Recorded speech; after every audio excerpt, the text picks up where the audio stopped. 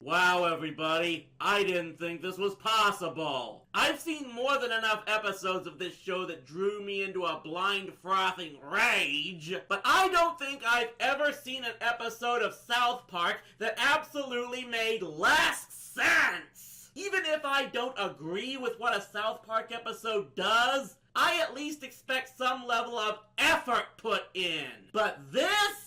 I don't think I've seen an episode where Trey and Matt miss the target this much on who and what they're supposed to be lampooning. How much did they miss? Worse than Derek Wittenberg's last-ditch shot for NC State in 1983, and without a Lorenzo Charles to recover it for the winning dunk. Don't know what I'm talking about? Then the episode Crack Baby Athletic Association might make even less sense to you. We open with a Terrence and Phillip episode. Oh great, the most classiest of beginnings. Dude, this is probably the best episode they've ever done. And then they go to a PSA of Sarah McLachlan begging people to support babies addicted to crack cocaine, playing off those animal adoption ads she's infamous for appearing in. Oh, and they used a pretty accurate facsimile of the real Sarah's voice for the background music, but not for the person herself. I have no idea what they're trying to say here. At any rate, the ad pulls on Kyle's heartstrings enough to make him give in to them, even though he was the one who had warned Stan about the ads first, meaning this would have made more sense if Stan had warned Kyle instead. Are you even bothering to proofread your scripts anymore, Trey and Matt? And yes, there is a reason Kyle has to be the one drawn into helping the crack babies, because when he arrives at the hospital, who else should be there but Cartman? And you know that Cartman is up to something especially evil because he's wearing a suit! Yeah, I'm guessing Trey and Matt aren't big fans of Barney Stinson. Kyle immediately tails him because the only thing that can break the spell of Sarah McLachlan is Kyle's obsessive hatred for Cartman. Seriously, this obsession is so deep, I don't even want to know how much /fic of them is out there on the web. He tracks Cartman down to that building in town, and when confronted, Cartman reveals what he, along with Butters, Craig, and I Don't Care have been doing. Crack baby basketball, which just involves making two infants fight one another over a small ball of the stuff. Trust me, I will get into that, but we have much more to cover. Cartman offers Kyle a job in exchange for keeping quiet because they need someone Jewish to do their books. Because we can't have an episode without Cartman making an anti-Semite joke. Jeez, and Family Guy goes after Walt Disney. Anyway, the scheme is they're filming the babies and putting the videos online and making money off of them. Enough money for them to regularly eat at Denny's all the time. Oh, just you wait. Once they expand to crack baby football, they could upgrade to Golden Corral. And yes, this somehow convinces Kyle to join in on Cartman, despite how blatantly immoral the idea of having babies fight over crack is. And of course, because he still can't keep his mouth shut, he tells Stan about the whole thing. And one thing I do love is how Stan says almost nothing after seeing what it's about,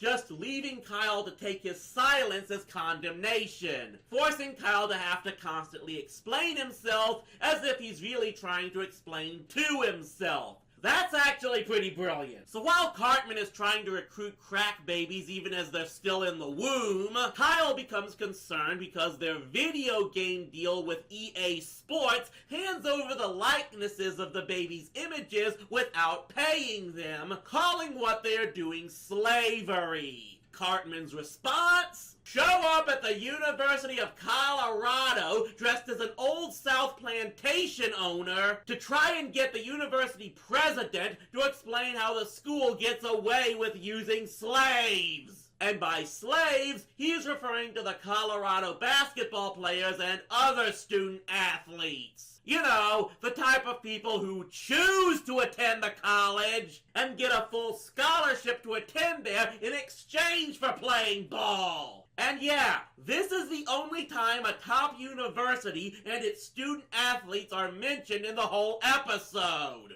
Why is that important? Well, therein lies the major problem with the episode. Because up to this point, there's actually been a believable story about Cartman taking advantage of other people for money, and Kyle needing to wrestle with the morality of what they are doing.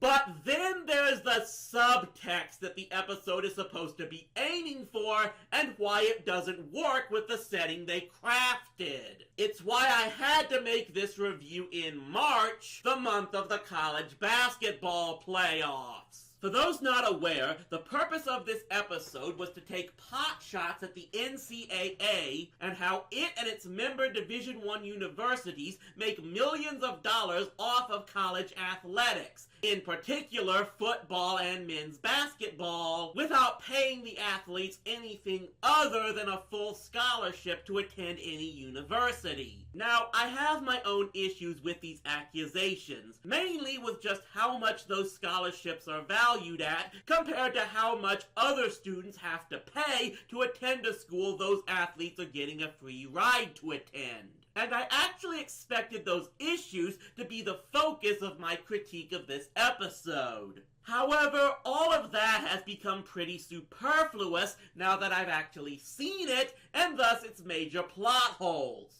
Especially the absolute biggest flaw in this whole thing. This is not basketball! This has nothing to do with college athletics whatsoever! This is akin to those people who pay and record street bums to fight with one another. Which is something that could have been a good episode. It would have made all the sense in the world because that is exactly what someone like Cartman would do. Heck, they could have also made this story focus on horrible things becoming popular on the internet, which would have made the episode look so far ahead of its time as the years went on. But no, they had to somehow tie this into the NCAA because of a lawsuit that was actually started by a former college basketball player 2 years before this episode aired. Yeah, that's where EA Sports comes in. Because they and the NCAA were making money off the players' likenesses without monetary compensation until a lawsuit started in 2009 and ultimately led to a resolution in 2014 that drove the NCAA to cancel all its official video games out of fear they would have to pay the players for them. You know what makes this even worse? Electronic Arts is the Satan incarnate of video game publishers. A few years back, an online poll picked them as the worst company in the world, ahead of big banks. They have such a laundry list of how many times they've screwed over consumers, developers, and other video game companies that there could have been a South Park episode devoted exclusively to them. And Trey and Matt blew it by making them a side bit in this thing. So in the third act, Kyle demands that they use the money to build an orphanage for the babies that Cartman completely supports because it will justify them taking so much money without giving any straight to the babies. This is clearly going after colleges, claiming that building better facilities for the student athletes to use in addition to their scholarships is still not fair compensation. Except that in this case, such a facility would be exactly what the babies would need outside of all of them getting adopted. This episode keeps shooting itself in both feet and other places I won't even mention. And then everything comes crashing down and everyone, even Cartman, realizes what they've been doing is wrong because they find out Slash isn't real? Oh yeah, all throughout the episode, there was this running gag about Cartman wanting Slash from Guns N' Roses to play at halftime of a Crack Baby game. But his minions could never find him until they are told that Slash is basically like Santa Claus. Look, maybe it's because I've never really listened to Guns N' Roses, but I just don't get it. This leads the kids deciding to get their money from EA Sports and get out, only for EA Sports to basically screw them over the same way they screwed over the babies. And the episode ends with Kyle realizing how wrong they were and sad that the babies won't get their orphanage, only to see the orphanage being built. And it was built thanks to... Kyle, look.